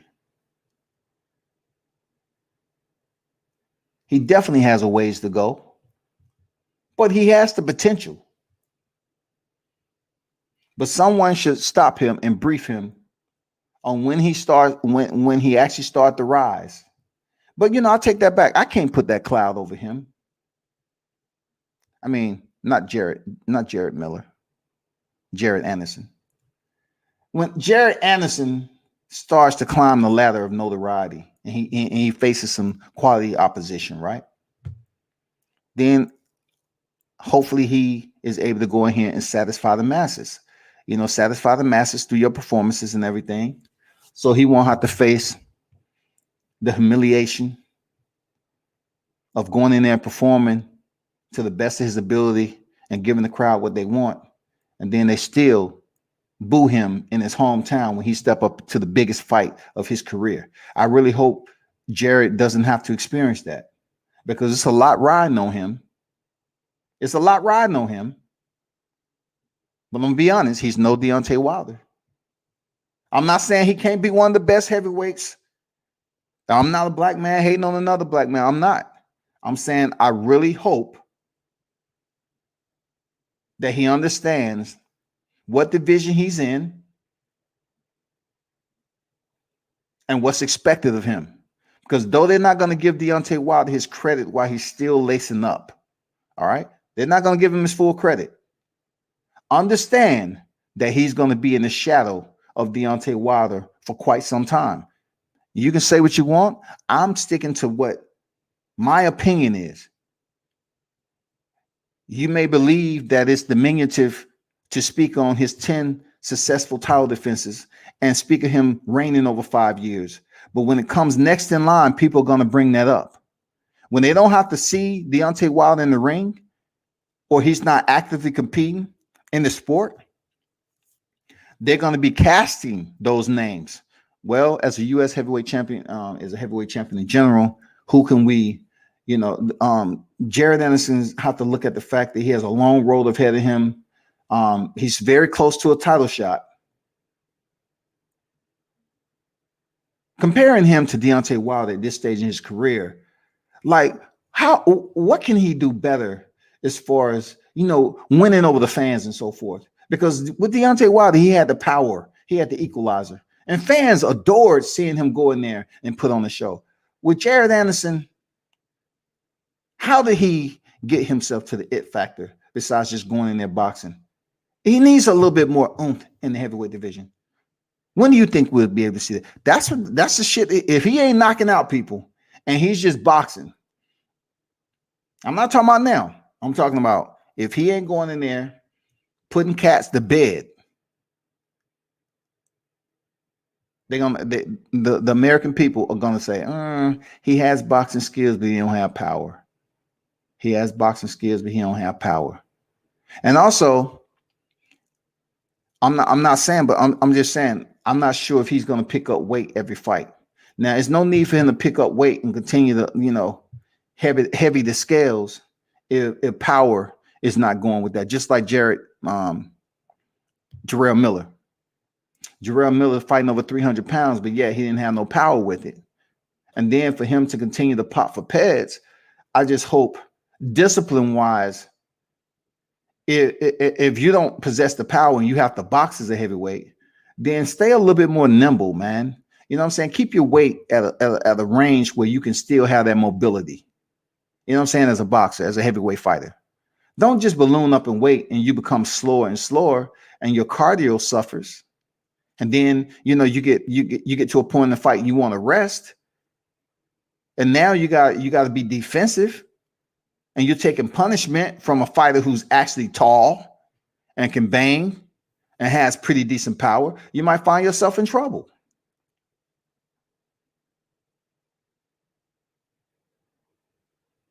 Look at the fight. Look at the fight with Robert Helenius and Andy Konoski. It was a lot of people had their mind. They had their eyes open for Andy Konoski. It was like, shit, this motherfucker, he looked acceptive, man, but he can box his ass off. He defeated Charles Martin, and people was like, damn, okay. But Robert Helenius came in there out of, like, people say, oh, man, look at this guy Helenius.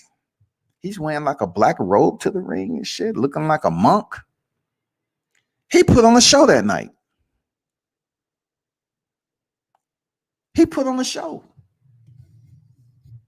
Don't say I didn't tell you. Like, there was a lot of hype behind Andy Konoski.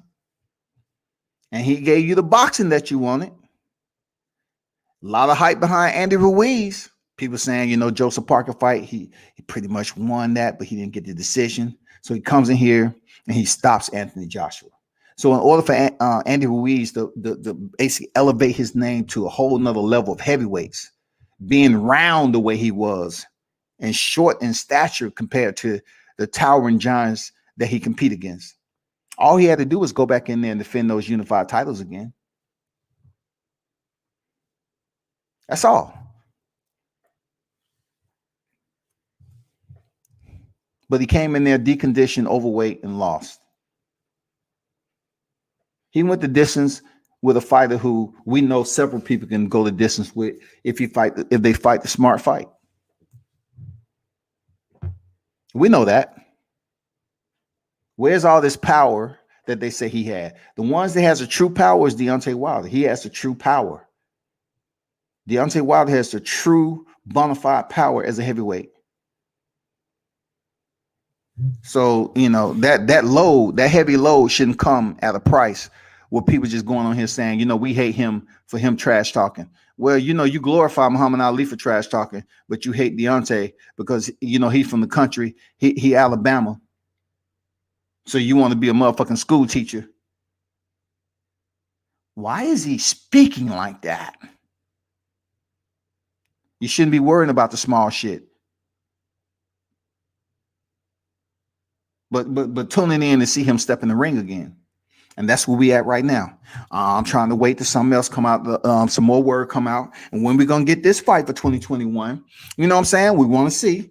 And in the meanwhile, we want to know when the fight's going to happen, March, whatever. Where's it going to be? So we can get back to talking points on who wins. Come on, keep it 100. When the fight date comes out and we get official news that they're going to fight this time next year,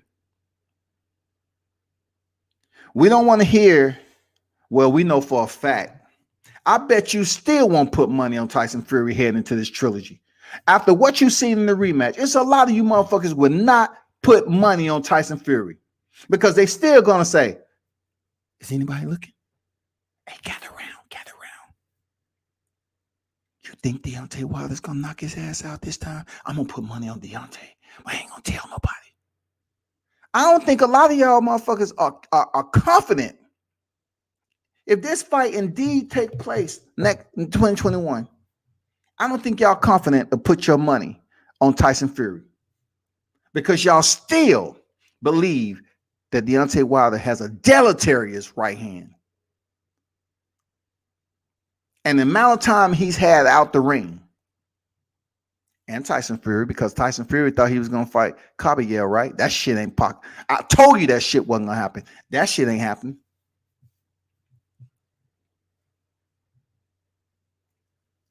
Put your money on Tyson Fury. Go ahead. If you're confident in vilification of Deontay Wilder and you think he don't have what it takes next outing, he's garbage, he's a bum, he's trash, he's a Lyft driver, he's one of the worst heavyweights ever in the sport, he ain't fought nobody. Put your money on Tyson Fury then. Enough talking. Enough talking. If he's the bum that you think he is, put your motherfucking money up. Don't be scared, man. And y'all need to stop taking this damn media shit personal. If somebody like Deontay Wilder and support him, don't take it as if I owe you money. Don't take like I attempted to come over to your crib and say, God damn, that flat screen, nice. I'm gonna try to go back. Hey, bro, when you going out of town again? You say you going that fight when? Next week? Okay. And then your shit burglarized. Don't act like that was me. Don't act like you have a reason to be personally upset. This is damn opinionated expressions via media, YouTube. You know what I'm saying? Motherfuckers are absolutely shutting down friendships over damn Deontay Wilder. And I'm like, why? Why, dog? You really don't truly know why you supporting Tyson Fury heavy like that. Except that it feels good to you and you feel comfortable with saying that, okay, Tyson Fury is the better boxer. But it's outside of boxing, though, it comes down to a point where it just seems like you are a bit more personal. You know what I'm saying? You're a bit more personal rather than keeping it on boxing. You ever heard that when it comes to Wilder? Like, a lot of what they don't like about him gets very personal. You know what I'm saying? Extremely personal.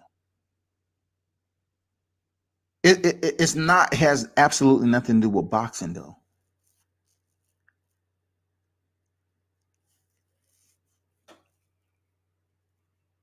The animus that they present towards Deontay Wilder, outside and they saying he has power, he has just the right hand and all that shit. Then they start to go, oh, he's classless. You know what I mean? When is it going to come to a point where you listen to your own words and how you're so damning against, and then you look out here in the local media and you want to say, damn, you know, let's go out here and protest and shit for another black man being killed.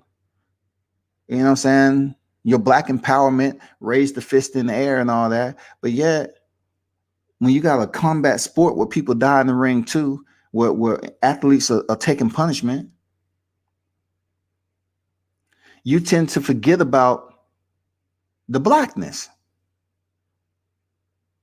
All of a sudden, it doesn't matter. I'm just making a point for Deontay Wilder, period.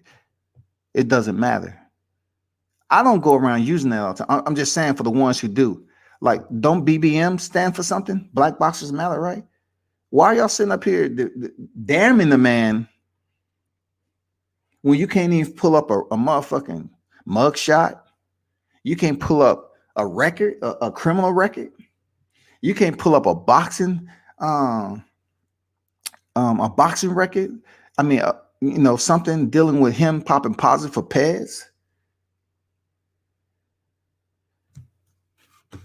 You know what I'm saying? I don't know where that's at. Like, I haven't seen it.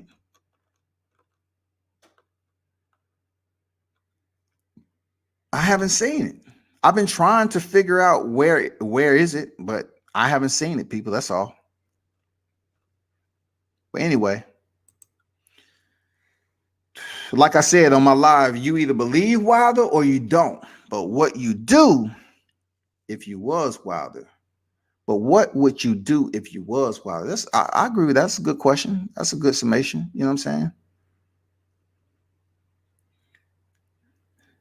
So good point. Now we're getting somewhere. Okay. So Michael Johnson boxing and boxing talking more said, yeah, but AJ versus Ruiz, AJ didn't look right. Okay. So if we place that scenario on the table in discussion, right? How many people are reiterating what you just said about AJ not looking good against Ruiz? But AJ did look different. Like I said, look, I'm one of those people who dichotomize that shit as much as I possibly can down the middle. AJ did look a little fuzzy. But being I'm one of the people who criticize the shit out of AJ as being overrated, I'm entertaining this because it makes sense. I agree with you. On that night when he faced Ruiz for the first time, he looked different. He seemed different. Absolutely. Something was on. It may have been his lack of heart. The confetti may not have been right in his chin. It might have been moving around just a little bit. The styrofoam and the confetti. I don't know what was going on. All I know is Ruiz was on his ass. But I agree with what you're saying about AJ was looking, he was looking a little different against Ruiz the first time out. He did. But why is it that I'm not hearing the same look as quick as you put that? I'm not hearing that same response from people when it comes to the Deontay Wilder looking different. Like if you look at the adversity that both of these fighters faced on one of the biggest fights of their careers, I'm not hearing it both ways. The light is green on one and red on the other. It's open season for Deontay Wilder, and it's stop at the intersection. Listen to what I have to say, people. AJ, no. Look what he did in the rematch. Don't talk about what happened in the first one. Look what he did in the rematch. Deontay Wilder, he sucked. Did you see what Fury did? He beat his ass. He knocked him down twice. But then Joshua faced the same. I'm like, wasn't Joshua over the canvas again? You can't find too many fights where Deontay Wilder's been on the canvas like that.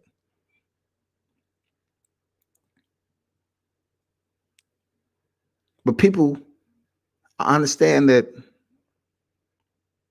and I agree with that. Joshua looked a little different on the night of Andy Ruiz, but he still lost his title. But it's the fact that I will say this is somebody who criticized the shit out of Joshua. Why isn't it that age-appropriate adults who follow boxing cannot say consistently that Deontay Wilder did not look like himself on fight night? Why can't you say that? Why can't you admit that he did not look like himself when he stepped in there against Tyson Fury for the rematch? Just like people will sit up here and say, forget about what Joshua did. And then come in there, Joshua fought in one of the most boringest fights and stayed on the outside and boxed himself to a decision. Why do I believe if Deontay Wilder does that in his trilogy? Because he's not that type of dude. Just like they say Tyson has one gear. If Deontay Wilder gets you hurt, he's pretty much going in for motherfucking put the dagger through your heart, period. But why isn't people gonna, give credit and observation and say Deontay Wilder, he really wasn't that dude that night? More so than Tyson Fury having success, I think we didn't get that 100% Deontay. Something was fucked up about him.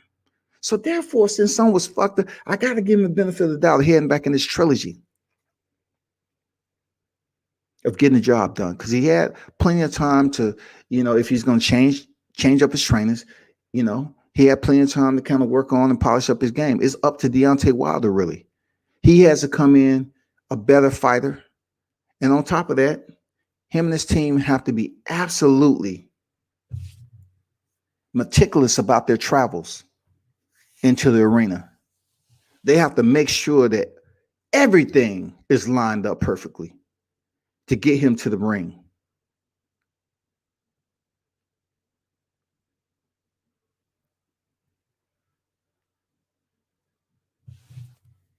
Ken in the building. What's good? Salute to the wrenches. Salute to the chat. Smash the like button. I appreciate that, man. Appreciate everybody who was in the building today. He won't knock folks out like Wilder, though he can become a superstar.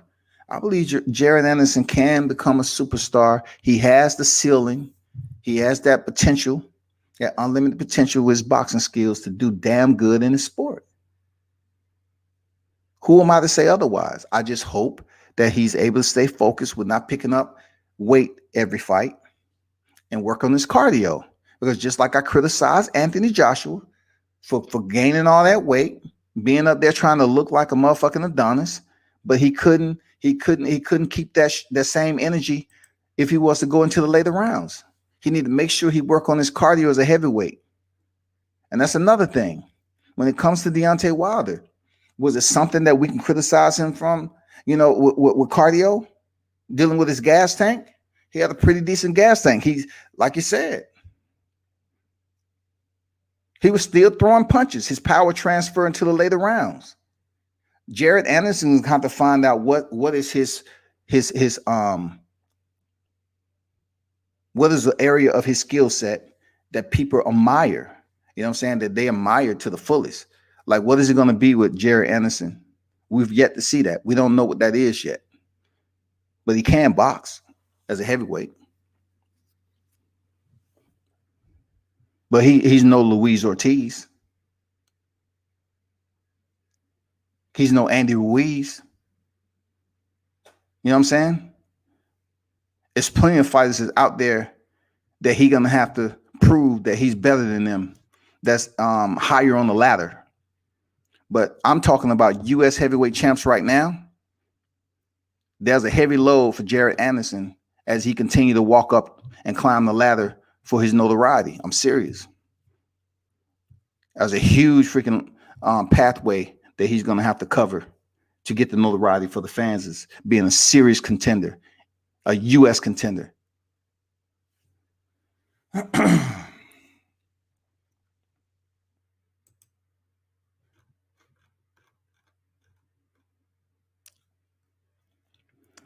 But check this out, people. Appreciate everyone for stopping through as always. Turn up and tune in to World Combat Sports, and we'll do it again. I'm out.